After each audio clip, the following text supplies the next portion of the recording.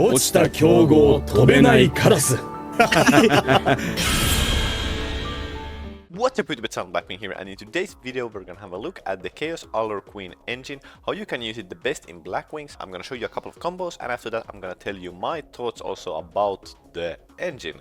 So if you haven't heard about Chaos Allure Queen, it basically says that you can discard any other light or dark monster from your hand to the graveyard, special summon it, after that equip one light or dark monster from either player's graveyard to it, and you can special summon one Allure Queen monster from your deck. Let's jump into this first combo.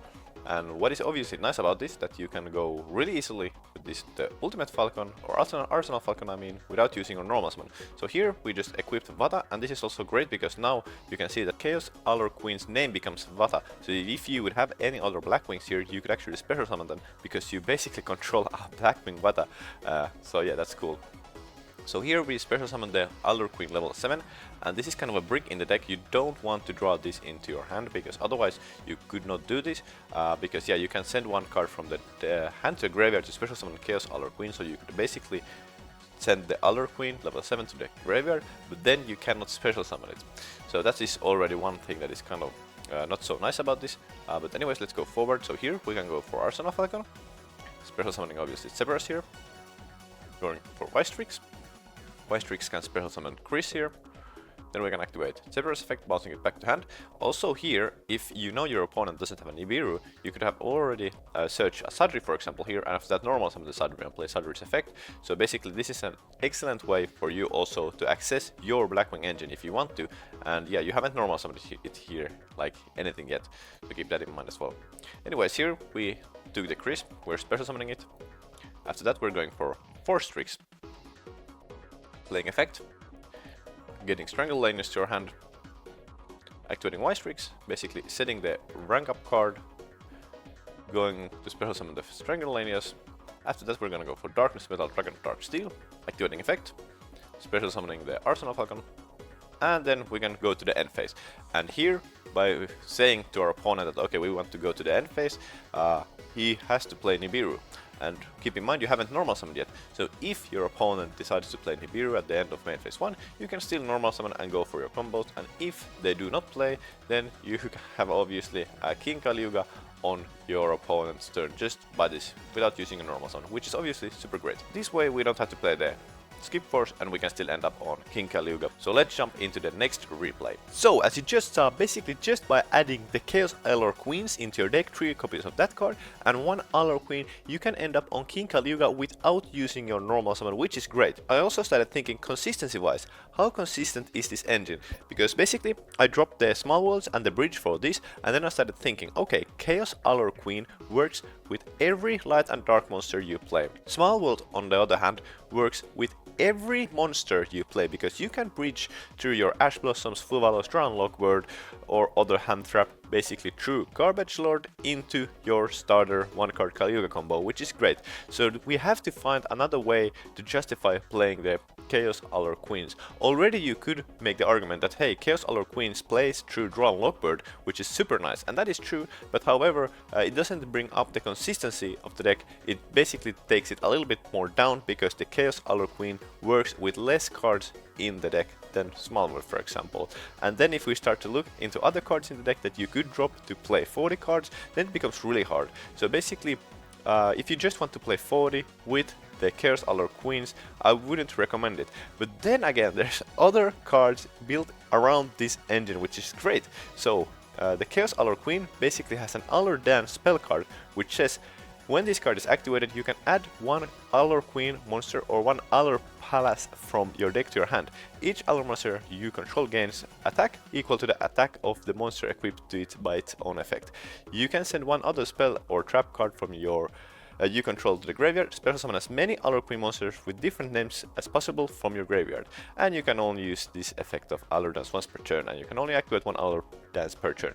So let's see how this then changes the combo.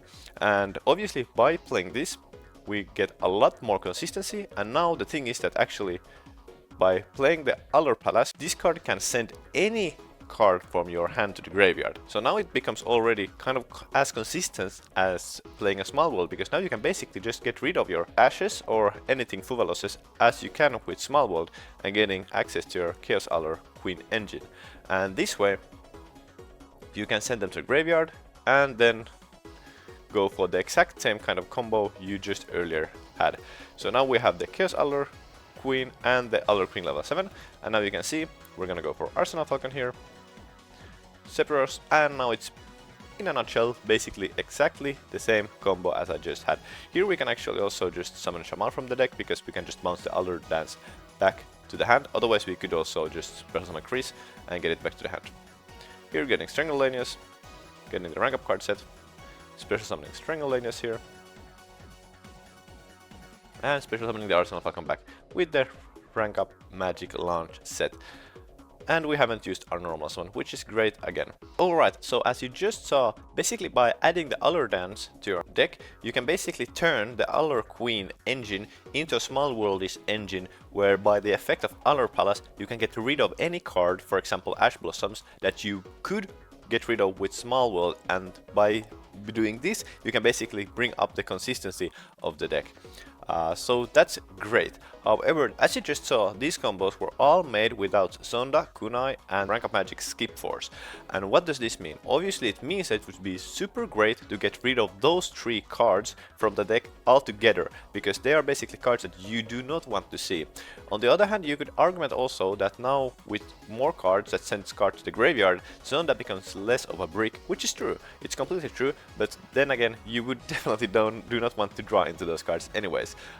The thing is also that how do you create the Caliuga combo, or not maybe even Caliuga combo, but a combo or field good enough with just one Vata that you could win the game if you're not playing Zonda, Kunai and the rank up Skip Magic Force. So it might be that you are still required to play those cards in the deck, which then again results into like a lot of cards again which you maybe don't want to play. One other thing that sounds crazy is also that you could maybe even basically drop Simoon and the Whirlwinds from the deck, but how much of a Blackwing deck would that then again be? But maybe it makes sense from the perspective of the consistency and like math. So it's really interesting to see where this deck evolves and how it will be played in the future, because I'm definitely considering playing this, but I do not see this engine being like super broken yet. And the reason for that is that it's still weak to Nibiru. And let me explain you why this is. So basically when you're ending up on Darkness Middle of Dragon of Darksteel and your Arsenal Falcon, if your opponent plays the Nibiru at that point, yes, you haven't used your normal summon, but is there a way to reborn the Arsenal Falcon with only your normal summon? That is gonna be really hard. Basically you could go into Gaga Gaga Magician and try to reborn it, or then you could try to build up a Synchro Blackwing board, which is also completely fine. You don't have to go into King Caliuga every time obviously, but then it all comes down to how much can you do with only your normal summon, and that is gonna be hard, because then you have already used, for example, your Sephiroth for the combo and like other stuff as well. You have gone through your white streaks and so on. So basically with the normal Caliuga build or the current Caliuga build, you are gonna have like Boreas Storm, you're gonna have Blackwings Dragon in the graveyard, you're gonna have Sephiroth in the graveyard unused, you're gonna have a lot of things already in the graveyard. If your opponent Nibiru's you at any point of the combo, you can still end up on a really great field. So this is kind of the issue, or what I'm currently looking at. So how good can we recover from like a Nibiru dropped somewhere in the combo without having used our normal summon? Because otherwise, what's the point of doing this without using your normal summon? If or when you actually do use your normal summon, you can't do anything great with that. Because with Small World, yes, you are maybe playing a little bit more into Draw and Lockbird, and you have to use your normal summon, which is not that great, but you will get the resources to basically bounce back into the game if you get Nibiru'd already into your graveyard or on the field. So if you do get Nibiru'd, you can still kind of continue from there in most of the cases, if not all. So this is basically what I'm looking into currently. Let me know in the comment section below if this helps you clear your mind. Are you gonna try to find combos regarding Chaos Allure Queen? Because I bet you there are more than we have just yet found. I have been testing also with Steam and Vayu and other really spicy things just to try to make this as broken as possible, and I haven't still found the like perfect card or combos yet, but I'm working on them, so let's see if I can find something. And if you want to support the channel, you can become a Blackwing Master Tier member to access exclusive member only videos, updates on my Blackwing decks, and you will also get access to the Yu-Gi-Oh! Deck Optimizer program that will take your deck building skills to the next level. So what are you waiting for? Become a Blackwing Master Tier member from the link in the description down below. Thank you for watching, and as always, I'm out. それでも一人じゃなくなったあいつは強いよ。